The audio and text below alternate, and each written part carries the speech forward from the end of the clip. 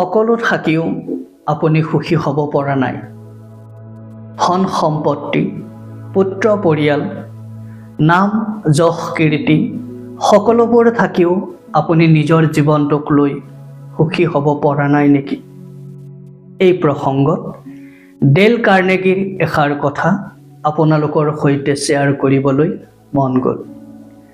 কাৰ্নেগীয়ে কৈছিল, remember, your happiness does not depend on who you are or what you have. Your happiness depends on how you think.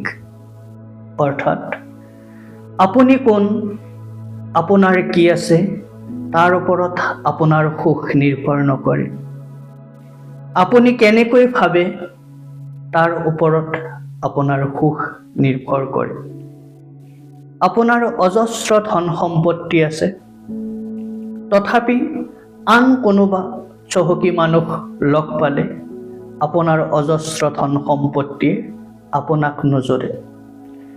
চেনেহৰ পুত্ৰ পৰিয়ালৰ সৈতে আপোনাৰ ঘৰ ভৰি আছে, তথাপি আন পৰিয়ালৰ আদৰ চেনেহ দেখিলে আপোনাৰ মন সেমেকি উঠে। নাম যশ কীৰ্তি সকলো আছে আপোনাৰ, তথাপি কোনোবা কুটুম্বে আপোনাৰ নাম নললে আপোনাৰ মন দুখত ভাগি পৰে।